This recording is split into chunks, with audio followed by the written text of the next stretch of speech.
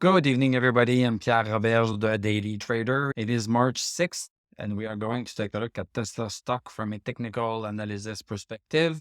My goal in doing these videos is to help you understand how you can use technical analysis to make better trading and investing decisions. But I'm not a financial advisor, so please do your own research and make your own decisions. I am glad to be back today, everybody. So I was on vacation last week. So let's do this. So Tesla is down $3.98. That's 2.01%. Closed at 193.81. Post-workout, we seem to be down a little bit more by 0.51 cent. But now let's look at what this looks like on the chart. The chart is giving us the overall context in order to interpret these numbers. We have a red candle today. We have a little bit of a wick at the bottom. So there was a little bit of a push towards the end of the day because the stock came down and then was pushed back up. But still, the stock is still within its congestion zone. So when a stock is within a congestion zone, it should do something like this. And this is what basically it is doing. So we need to watch 187.41. If we break 187.41, then this is not going to be good. And we could be reversing into a downtrend after the nice little uptrend we have been in. What we would prefer the stock to do is that we would prefer that it stays in that congestion zone and then gather some force and start to head back to 214. 214.30 is the resistance. And if we break 214.30, then this is going to be a buy signal to at least 235. And then at 235, we have the big downward channel right here at 235. So Tesla is still in a downward channel. It is in a downward trend. It is still in a downward trend, even though we went from $100 to close to 200. It's still into a downward trend. So the move that we have seen since January has been a pullback. It has been a pullback. This is not the main move. This is a secondary move. And we are hoping that eventually we break this downward channel so that we can go and maybe reach the other downward channel.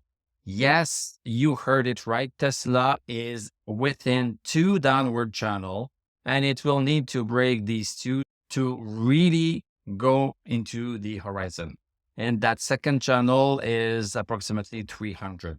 So Tesla has a lot of battle to win, but it's not impossible. And I think that with the investor day that Tesla had last week, which was fantastic, it was absolutely fantastic. Tesla talked about the fact that they have reduced the cost of making a Model 3 by 30%. That's pretty incredible. Name me one other automaker that can lower the cost of its cars by 30%. I don't think there's one.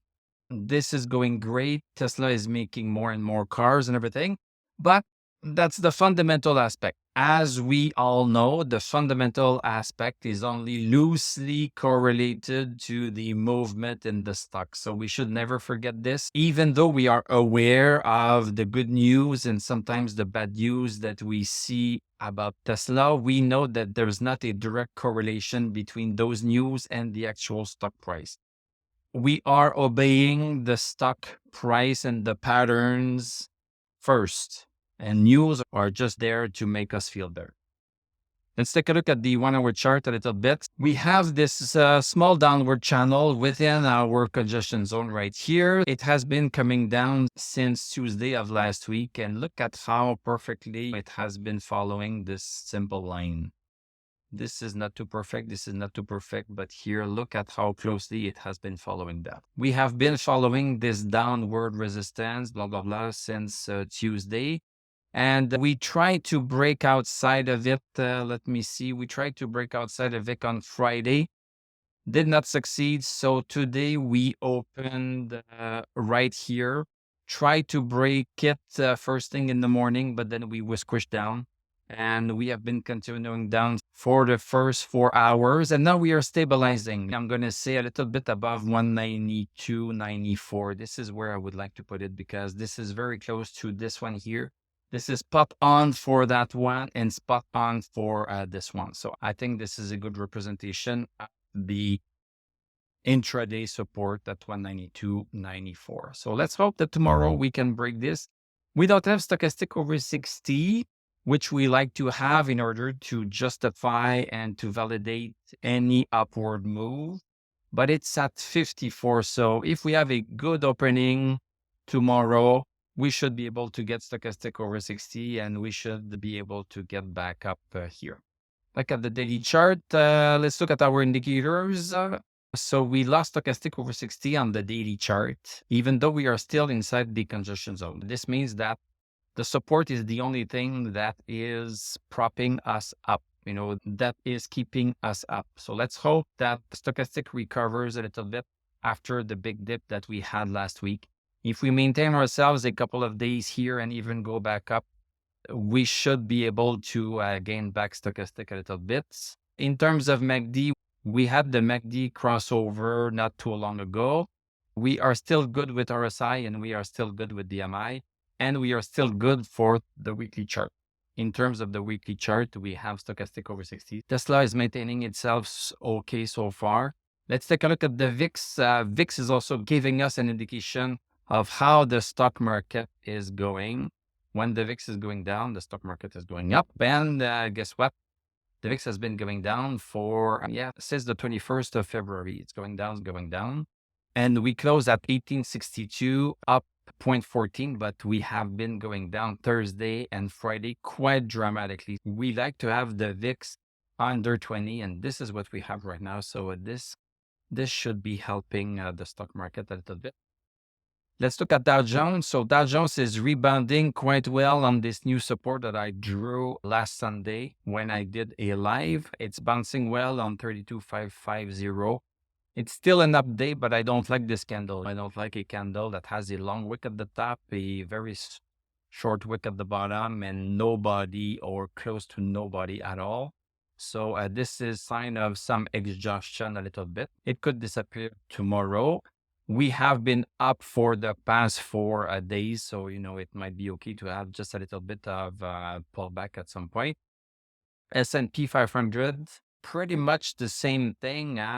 It's pulling back a little bit, and this one is aligning quite well with this previous downward resistance that we have. We are still part of this bullish channel, so we are still going up, but we don't have stochastic over 60 yet.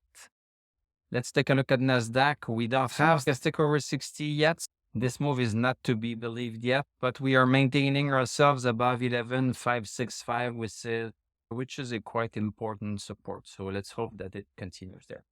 I mentioned during the live yesterday that I was going to tell you about a guy that I discovered. He was on our local TV in Quebec. This is a Quebecois myself, and this guy works on Wall Street. He was a top fund manager, blah, blah, blah, in the past, and he has his own firm right now, and he is a macro economist. And what he was telling in his interview is that the Fed are not very good at macro forecasting.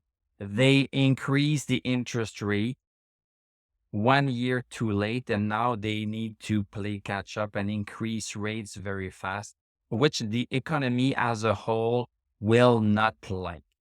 The first sector of the economy that is going to be impacted by higher interest rates is the housing market.